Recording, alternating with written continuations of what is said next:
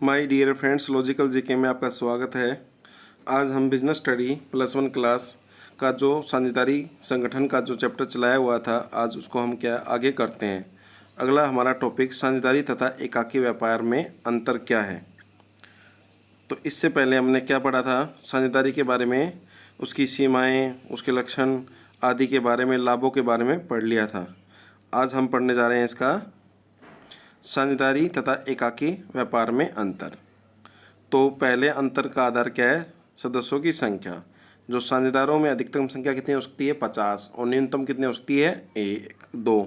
और एकाकी व्यापार में क्या है, एक ही व्यक्ति सदस्य हो सकता है, वही उसका स्वामी होता है। ठहराव, साझेदारों में क्या है, स्पष्ट और गर्भित ठहराव का क्या है, होना आवश्यक है। यह साझेदारी जो है, ठहराव साझेदारी का क्या है, संलेख के रूप में हो सकती है, एग्रीमेंट होता है इनके बीच में, पार्टनरों के बीच में। परंतु एकाकी व्यापार में ऐसा कोई ठहराव होने का कोई भी पर्सन नहीं होता है, क्योंकि वो एक ही व्यक्ति उसका मालिक होता है। अधिनियम, साझेदारी के लिए क्या है, साझेदारी व्यवसाय के लिए भारतीय साझेदारी अधिनियम 1932 लागू होता है।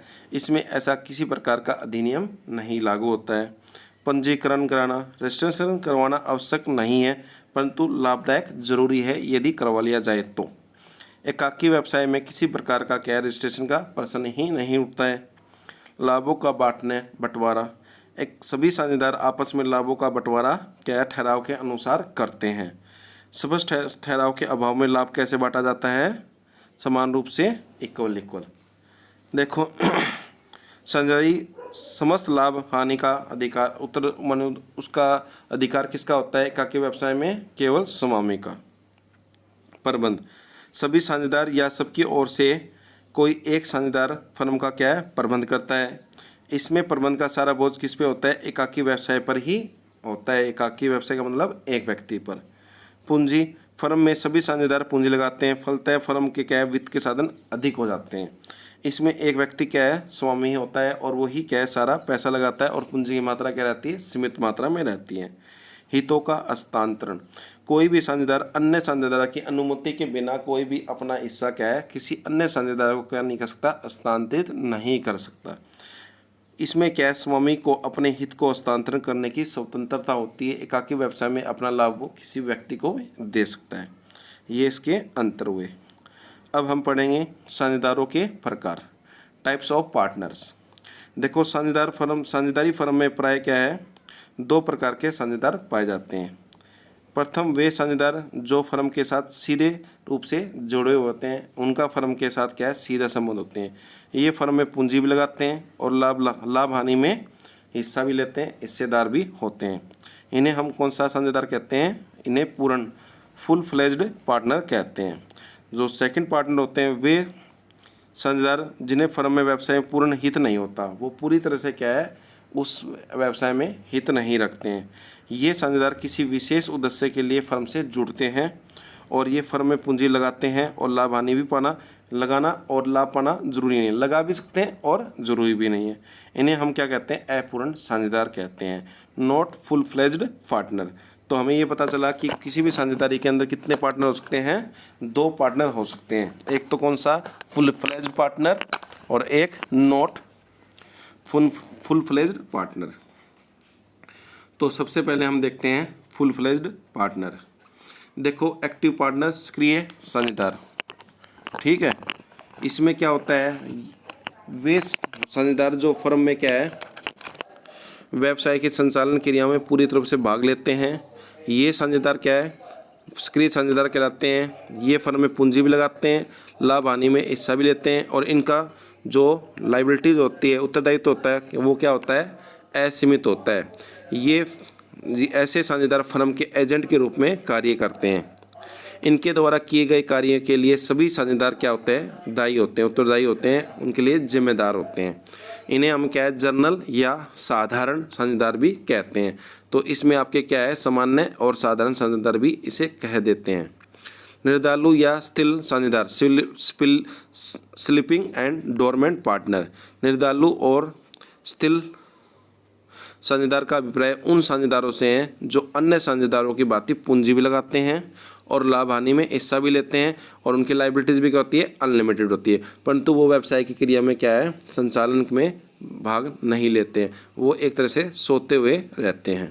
कहने का मतलब स्लीपिंग का मतलब सो रहा है, वो काम में भाग नहीं ले रहा पर पैसा लगा रहा है, लाभ भी लेगा और लायबिलिटीज़ भी उसकी क्या होगी, अनलिमिटेड। इसके बाद आते हैं गुप्त साझेदार।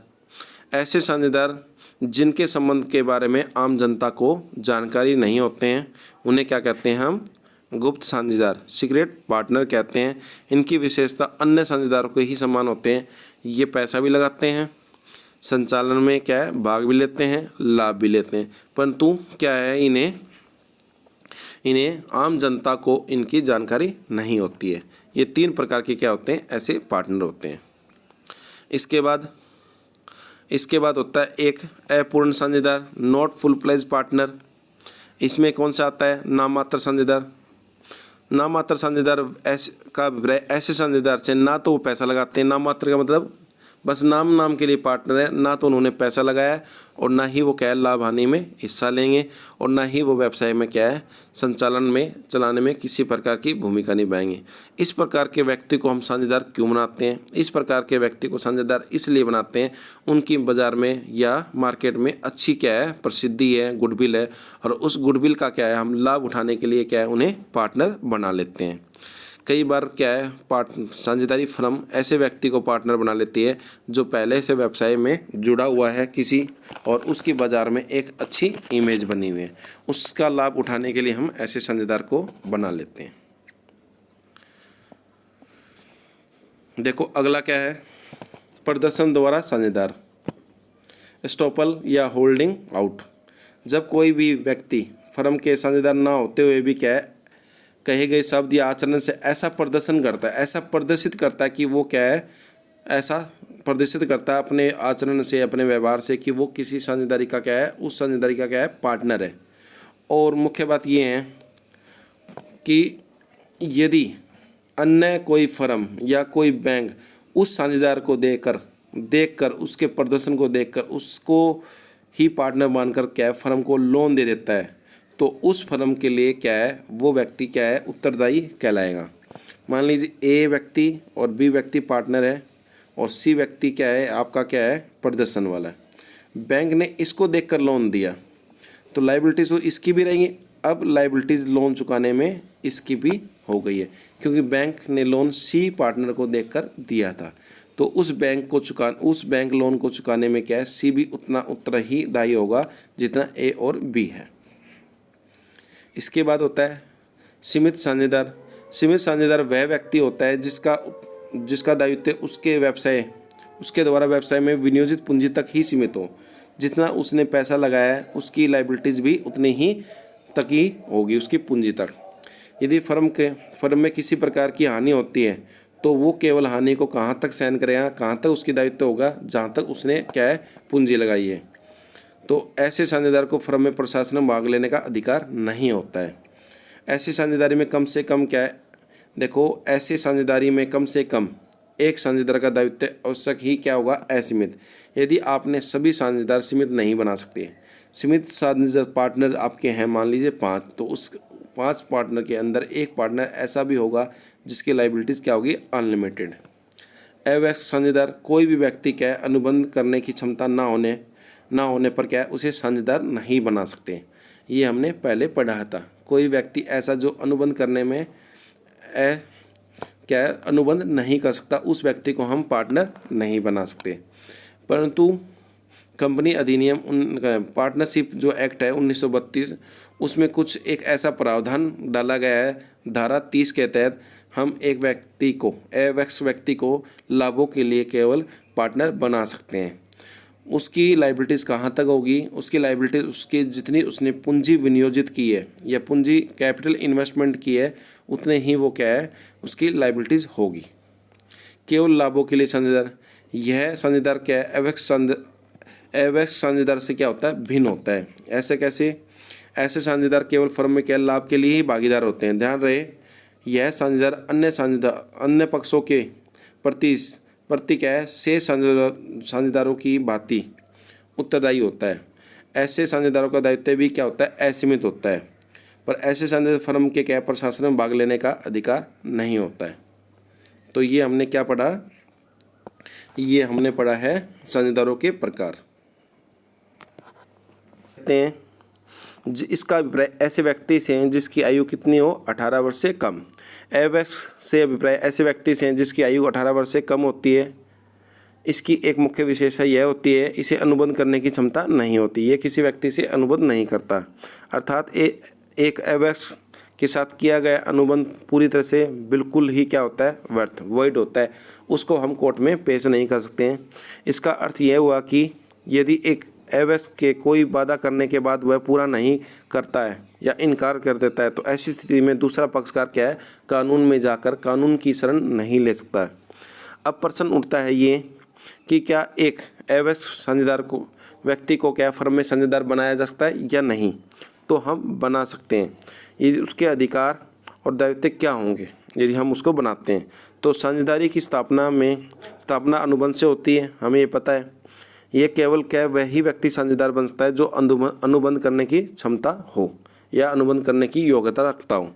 इसी आधार पर हम कहा जा सकता है कि एक अनुबंध के आधार पर हम किसी व्यक्ति को एवैक्स व्यक्ति को साझेदार नहीं बना सकते। क्यों?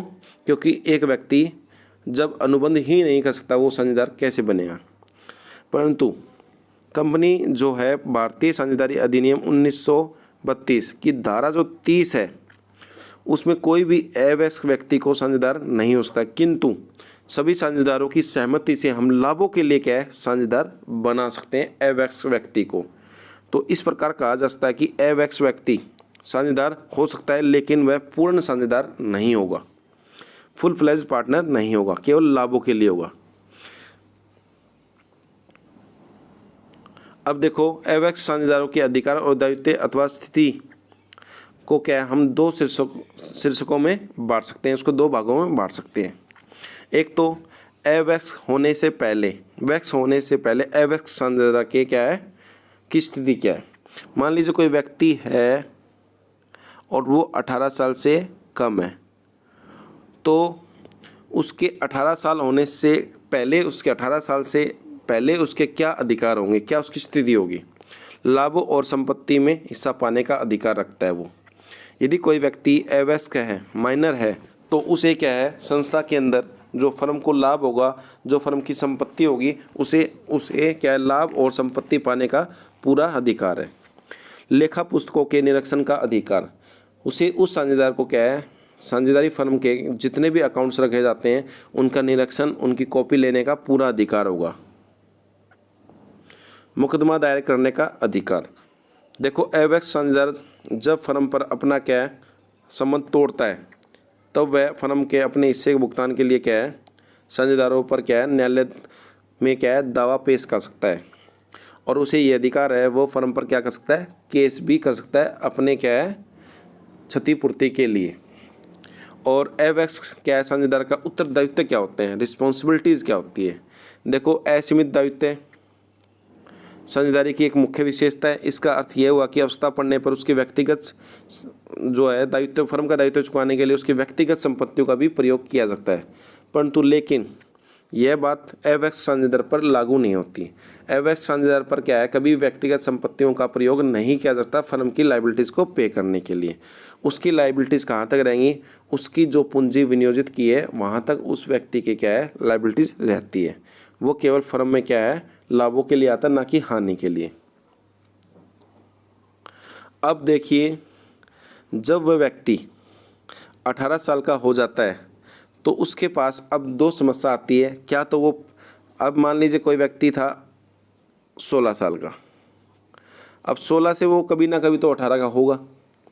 अब वो 18 साल का होने के बाद उससे दो प्रकार के प्रश्न पूछे जाएंगे, या आप फर्म में क्या है आगे पार्टनर बना रहना चाहते हो या नहीं चाहते हो, एक तो ये, और या नहीं रहना चाहते हो तो वो। यदि वो रहना चाहता है तो उसे क्या है पब्लिकली नोटिस देना पड़ेगा, और यदि वो रहना चाहता है या नहीं चाहता उसे नोटिस देकर ये बात स्पष्ट करनी पड़ेगी। यदि कोई भी साझेदार नोटिस नहीं देता है 18 साल होने के बाद तो अगले 6 महीने तक वो कोई नोटिस नहीं देता है तो हम उसे क्या है, साझेदार मान लेंगे फर्म का सामान्य। और फिर वो साझेदार बनने के बाद उसने पिछले 16, 17, 18 साल में जो भी काम किए गए थे उन काम के लिए आगे भविष्य में क्या है वो उसके लिए उत्तरदायी होगा। ठीक है, ऐसा नहीं है कि उसने यहाँ पर 5 लाख का लोन लिया था और 2020 के बाद जब 18 साल के बाद वो उस फर्म उसे चुका नहीं पाई तो फर्म में उस व्यक्ति की भी क्या रिस्पॉन्सिबिलिटी क्या हो जाएंगी, उस लोन में अनलिमिटेड हो जाएंगी। तो वो ऐसा नहीं कह सकता कि जब मैंने ये लोन लिया था या जब ये लोन लिया गया था उस समय मेरी 18 साल से एज कम थी इसलिए मैं इसके लिए उत्तरदायी नहीं हूँ। यदि कोई व्यक्ति 18 माइनर है और वो क्या है 18 साल के होने के बाद साझेदार बनने के लिए क्या है तैयार रहता है तो वो पिछले उसने जो भी काम किए गए थे वो भविष्य में उसके लिए क्या है रिस्पॉन्सिबल है।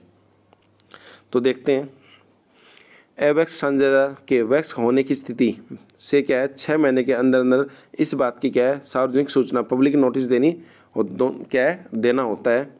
अब वह साझेदार बना रहना चाहेगा या नहीं। यदि बना रहेगा तो यदि वो चाहता है कि मैं कंटिन्यू पार्टनर बना रहूं तो वो भी देना होगा। यदि वो चाहता है नहीं तो फिर भी उसे नोटिस देना पड़ेगा। यदि वो नोटिस के अभाव में उसे क्या मान लिया जाएगा, पूर्ण साझेदार मान लिया जाएगा। अब उसकी फर्म में स्थिति क्या है 2 भागों में बांटा जा सकता है। यदि वो साझेदार बनना स्वीकार करता है तो अब उसका क्या है दायित्व क्या हो जाएगा असीमित। और अब उसे लाभों के हिस्से के साथ साथ हानि में भी क्या लेना पड़ेगा, हिस्सा लेना पड़ेगा। और वह अपने नाबालिग अवधि के दौरान उसने समस्त जितने भी कार्य किए थे अब उसके लिए वह उत्तरदायी हो जाएगा आराम से। और जब वह साझेदार बनना नहीं चाहता है तो उसकी स्थिति बदल जाएगी। सार्वजनिक सूचना की तिथि तक उसके अधिकार और दायित्व वही रहेंगे जो अवैस्क थे। सूचना देने की तिथि के बाद उस फर्म के क्या कार्यों के लिए वो उत्तरदायी नहीं होगा। जब उसने कह दिया कि आज के बाद मैं फर्म का साझेदार नहीं हूँ तो आज के बाद फर्म जो भी काम करेंगे उसके लिए वो उत्तरदायी नहीं होगा। उसके अन्य साझेदार पर संपत्ति और लाभ में अपने क्या भाग को पाने का अधिकार होता है। यदि साझेदार उसका अपने हिस्सा नहीं देते हैं तो वो क्या कर सकता है, फर्म पर जाकर क्या मुकदमा भी कर सकता है। अनुबंध पर साझेदारी का जो डिपेंड है या आधारित है वो किस पे, अनुबंध पे। यह अनुबंध लिखित भी हो सकता है और मौखिक भी हो सकता है। ये जरूरी नहीं है। कई बार ये क्वेश्चन पूछा जाता है कि जो साझेदारी संलेख है वो लिखित में या मौखिक में होनी चाहिए या नहीं। वो लिखित में नहीं, वो लिखित में हो भी सकती है और नहीं भी। तो क्वेश्चन ये पूछा जाता है क्या साझेदारी जो संलेख है वो लिखित में होने जरूरी है, नहीं, वो मौखिक भी हो सकते हैं।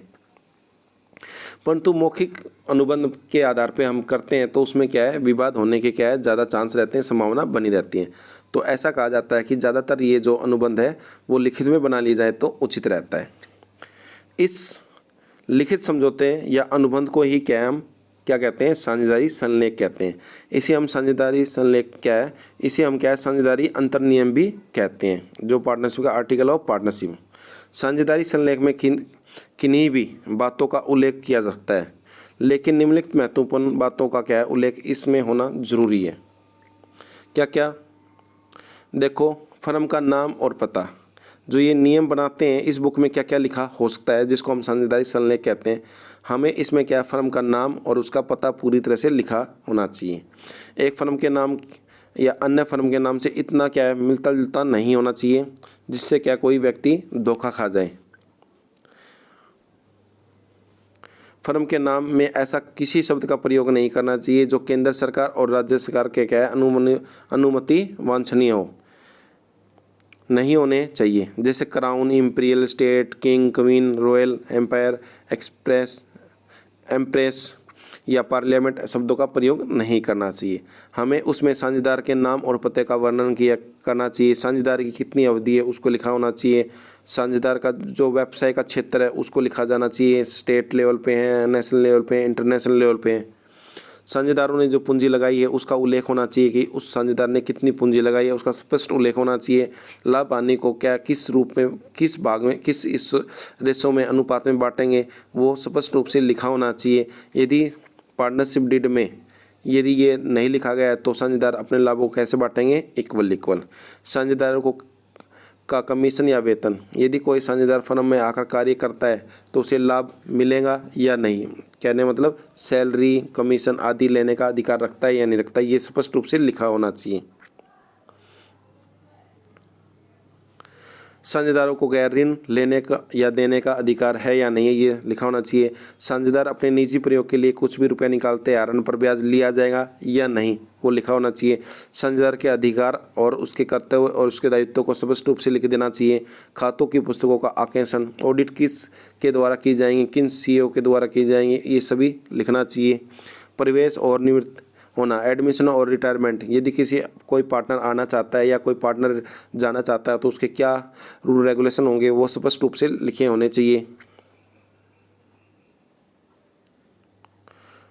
इसके बाद साझेदारों के नियमों का उल्लंघन, यदि कोई भी साझेदार अपने कर्तव्यों का पालन या लापरवाही करता है, इन नियमों का उल्लंघन करता है, तो उसके विरुद्ध में क्या कार्रवाई की जानी चाहिए, वो लिखित में होनी चाहिए। साझेदार की मृत्यु पर उसके उत्तरदायित्व को, उसकी पेमेंट कैसे की जाएंगी जो साझेदार की मृत्यु हुई है, तो ये सभी प्रकार के क्या है लिखे होने चाहिए। साझेदारी का अंत, किन किन परिस्थितियों में साझेदारी का अंत होगा, उसका उल्लेख स्पष्ट और समझौते में क्या स्पष्ट किया जाना चाहिए। अन्यथा फर्म के समापन पर क्या केवल अधिनियम के अंतर्गत ही किया जा सकता है।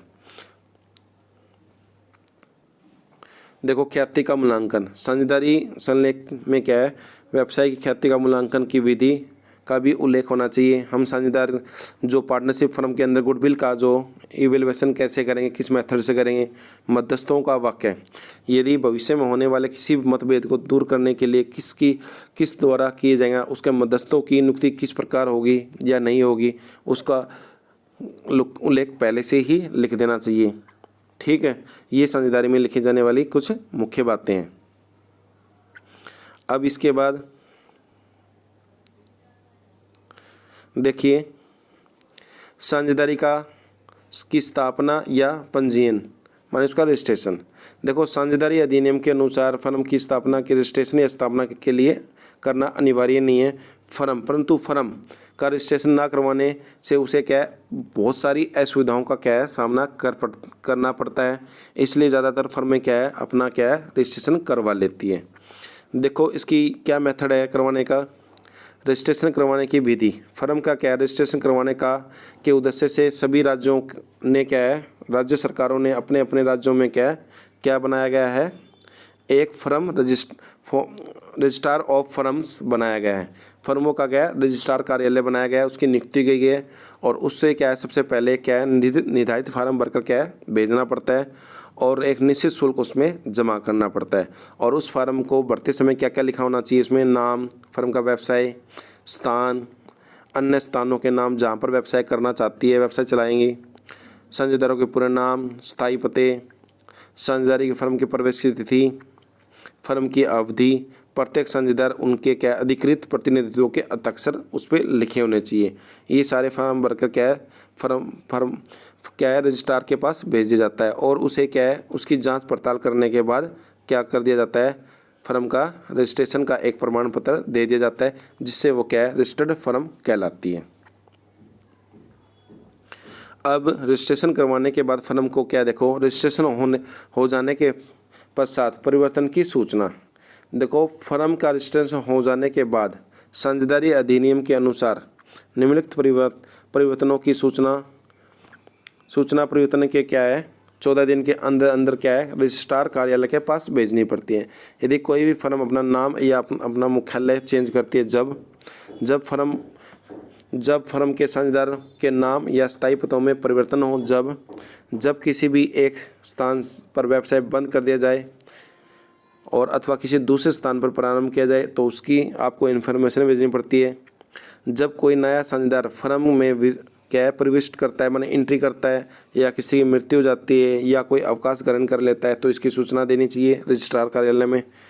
यदि फर्म में आवश्यक साझेदार क्या बन जाए, जो अवयस्क साझेदार क्या बन जाए, वयस्क साझेदार होने पर भी सूचना देनी पड़ती है किसमें, रजिस्ट्रार कार्यालय में।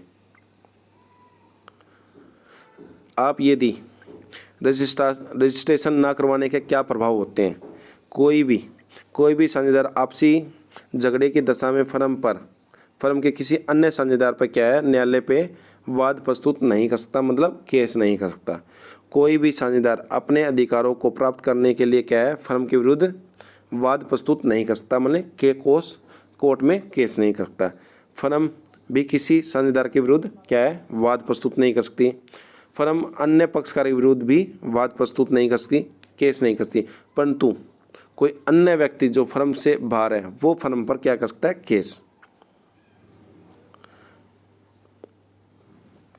देखो रजिस्ट्रेशन करवाने के लाभ क्या है, फर्म को लाभ क्या है, फर्म को लाभ रजिस्टर्ड फर्म को क्या है, बाह्य पक्षकारों के विरुद्ध क्या है, कानूनी कार्रवाई करने का दावा करा जा सकता है। अब वो क्या है, फर्म भी किसी व्यक्ति पर केस कर सकती है। साझेदारों को क्या लाभ है, किसी झगड़े होने पर एक दूसरे पे केस कर सकते हैं। फर्म का क्या है, कोई साझेदार अपने कर्तव्यों का पालन नहीं कर रहा है तो अन्य साझेदार उस पर केस कर सकते हैं। प्रवेश करने वाले साझेदारों को लाभ, रजिस्टर्ड फर्म में क्या है, रजिस्टर्ड फर्म में प्रवेश करने वाले साझेदारों को क्या है, अपने अधिकारों के लिए क्या है, लड़ने में क्या है, समर्थ हो जाता है। जबकि रजिस्ट्रेशन न होने की दशा में क्या है, उसको अन्य साझेदारों की ईमानदारी पर ही निर्भर रहना पड़ता है। फर्म से अलग होने वाले साझेदारों के लाभ, जब कोई भी साझेदार क्या है, फर्म से अलग होता है तो उसे मृत्यु हो जाए या वो अवकाश ग्रहण कर ले तो उसे किसी प्रकार की, मान लो कंपनी फर्म पे नहीं कर रही है तो वो फर्म पर क्या कर सकता है, केस कर सकता है। तो इसे ये लाभ मिल जाते हैं। तो रजिस्ट्रेशन करवाने के क्या है, ये लाभ होते हैं। तो ये हमारा टॉपिक हुआ आज कंप्लीट।